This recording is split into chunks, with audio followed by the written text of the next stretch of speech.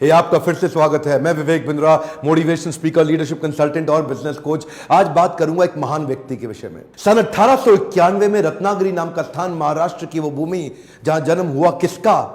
एक profound powerful दलित leader का, एक ऐसे शक्तिशाली पॉलिटिशियन, वुमेन इमेंसिपेटर, एक इकोनॉमिस्ट, एक प्रोलिफिक राइटर, एक थियोरिस्ट, एक ऐसे महान व्यक्ति जो कि बुद्धिज्म का रिवाइवलिस्ट भी था, ह्यूमन राइट प्रोफाउंडर और eminent scholar, razor sharp intelligence. नाम था इनका डॉक्टर भीमराव रामजी अंबेडकर। छोटी उम्र में ही ये रत्नागिरी से सत्तारा नाम के स्थान, महाराष्ट्र के अंदर जो पुणे के नजदीक है, वहां शिफ्ट हो गए। इनकी माता का देहांत हो गया था छोटी उम्र में। बचपन से ही बड़ी दिल को दहला देने वाली, दुखी कर देने वाली, एक बच्चे को आतंकित, पीड़ित कर देने वाली, तंग करने वाली, परेशान करने वाली कठिनाइयों के दौर से ये गुजरे।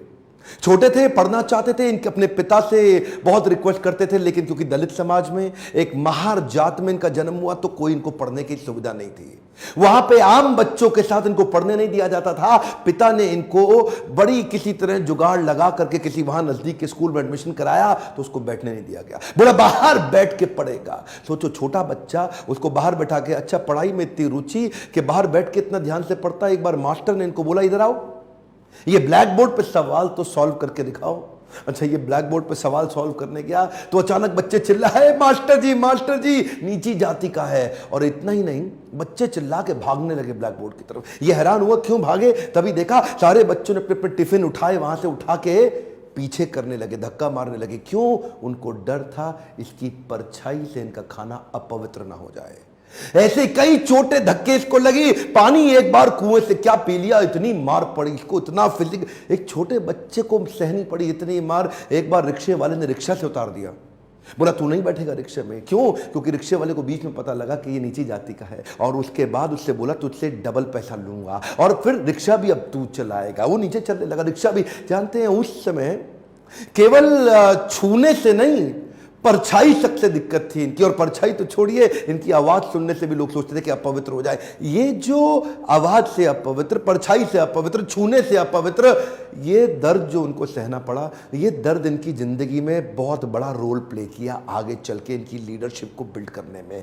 जानते हैं, संस्कृत नहीं पढ़ाई जा रही थी। बोलते संस्कृत तो ब्राह्मणों के पढ़ने के लिए, तेरे पढ़ने के लिए तो है नहीं, स्कूल से निकाल दिया जाता था। तो सायाजी महाराज गायकवाड़ नाम के एक राजा वहीं हुआ करते थे, जिन्होंने इसकी तकलीफ को समझा और वो इनकी तकलीफों को पहचानते थे। बहरहाल इनकी पढ़ने की इतनी इच्छा को देख के उन्होंने इसको स्पॉन्सर किया, स्कॉलरशिप दी, ताकि ये जाके वेस्ट में लंबी पढ़ाई कर सकें। देखिए, ध्यान दीजिए, बात आज की नहीं है, बात 110 साल पुरानी है। 1908, 1909, उस समय एक सबसे निचले पायदान से उठा हुआ महार जात का लड़का जाकर के इंटर करके आया इंग्लिश में मुंबई से। उसके बाद वहीं बीए करी, पॉलिटिकल साइंस और इकोनॉमिक्स में। रुका नहीं, तुम मुझको यहां नहीं पढ़ने दोगे, मैं जाऊंगा दुनिया की बेस्ट यूनिवर्सिटी में, रोक के तो दिखाओ। और वही स्कॉलरशिप लेकर के निकल गया न्यूयॉर्क, कोलंबिया यूनिवर्सिटी जाकर के उसने पहले तो एमए करी, पॉलिटिकल साइंस, इकोनॉमिक्स, हिस्ट्री और सोशियोलॉजी में। उसके बाद पीएचडी करने निकला। यहां नहीं रुका,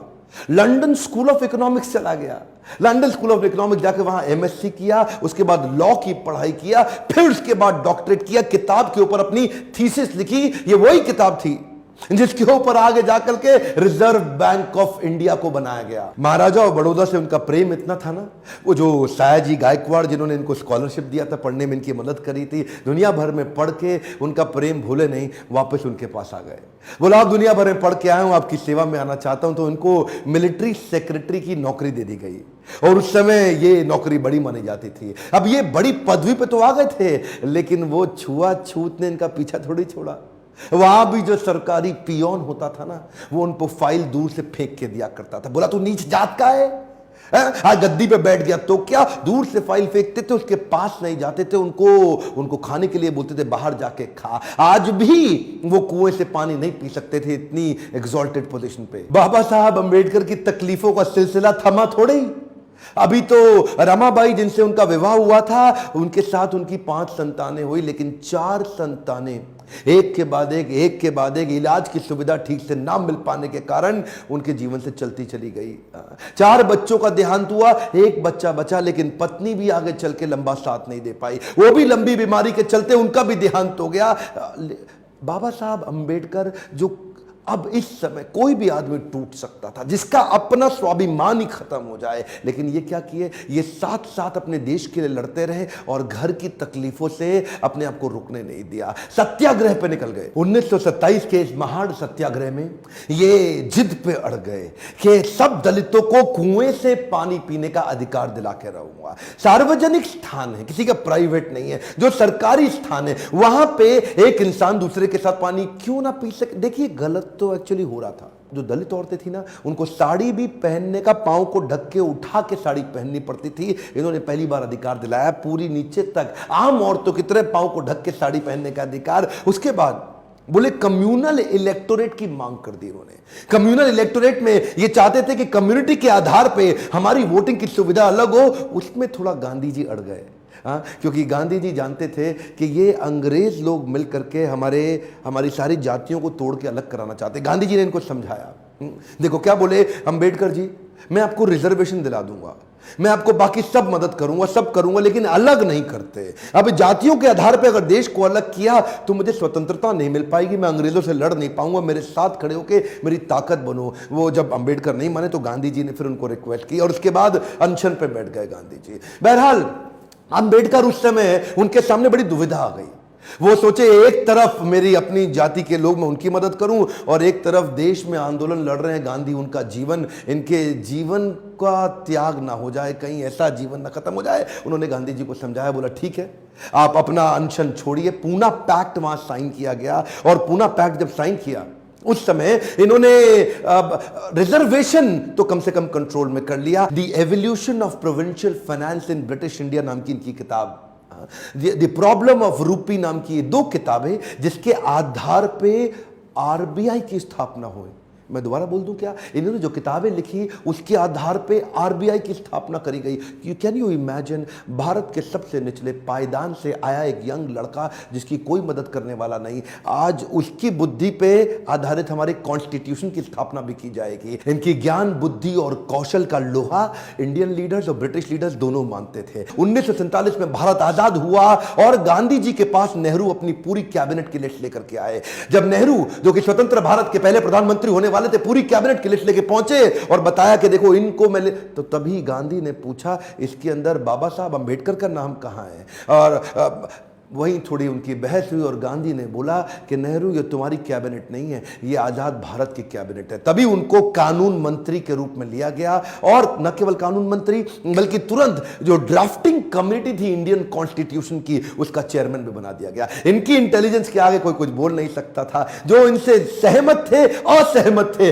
दोनों जानते थे कि इस आदमी में बुद्धि बहुत है। बहरहाल मन तो है कि मैं घंटों तक इनके विषय में बात करूं, एक्चुअली मन भरता नहीं है इनके विषय में बात करते हुए। इतने बुद्धिमान व्यक्ति, आगे चल के इन्होंने हिंदू कोड बिल और महिलाओं के लिए बड़े कानूनों के अंदर कई बदलाव लाए। ये वो पॉलिटिकल लीडर नहीं थे जो सत्ता के लिए लड़ते थे, ये लड़ते थे उनके लिए कि देश में कमजोर हिस्से को उठाना देश के हर लीडर की जिम्मेदारी। एक वन मोर टाइम ध्यान दीजिए, चाहे वो महिलाएं हो, चाहे वो जाति धर्म के आधार पे हो, कमजोर हिस्से को आगे बढ़ाना, सपोर्ट करना, तभी देश आगे चलेगा। खुशहाली आएगी तो फायदा सबका होगा। कम ऑन ध्यान दीजिए, पूरे देश में खुशहाली आएगी तभी फायदा सबका होगा। इनकी भाषा में, इनके भाषण में, इनकी चर्चा में, इनके आचरण में, इनकी किताबों में और ड्राफ्टिंग कमेटी में चेयरमैन होते वक्त कॉन्स्टिट्यूशन को लिखने में सहनशीलता लगातार दिखती रही। अहिंसा परमो धर्म, बौद्ध धर्म को अपनाने लगे।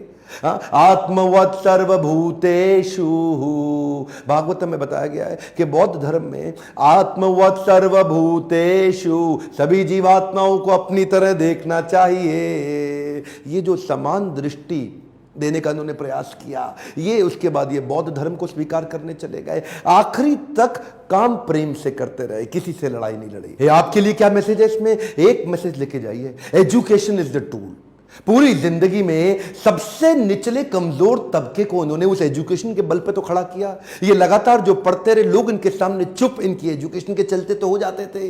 कोलंबिया यूनिवर्सिटी आगे चल के इनको number 1 scholar in the world की उपाधि से नवाजा गया। देश ने इनको भारत रत्न दिया। एक बात समझ लीजिए, इनके बराबर लीडर पृथ्वी में गिनती की होते हैं, परसेंटेज में नहीं होते। लर्निंग क्या है? Education is the tool. Entertainment के तो बहुत चैनल होंगे यूट्यूब पे, पर मैंने एजुकेशन का चैनल बना है, कोई एंटरटेनमेंट नहीं है इधर। और देश को भीमराव रामजी अंबेडकर के विषय में एजुकेट करना, उनके संघर्ष के बारे में बताना मेरी आपकी पूरे देश की जिम्मेदारी है। बताइए तो सही लोगों को कैसे संघर्ष से उठ के खड़े हुए हैं। शेयर करिए वीडियो, जिसको हो सकता है, जिसको इंस्पिरेशन मिल सकती हो, कमेंट बॉक्स में बताइए। अगर किसी और लीडर का वीडियो देखना चाहते हैं लाइक करिए। अगर थोड़ा भी वीडियो पसंद आया, जितने लाइक उतना मेरा उत्साह बढ़ेगा। बताइए कि आपको कैसा लगा ये वीडियो। सब्सक्राइब करिए, बेल आइकॉन हिट करके दूसरों से भी करवाइए। मेरे साथ जुड़े रहने के लिए प्रेम पूर्वक हर बार की तरह बहुत बहुत धन्यवाद।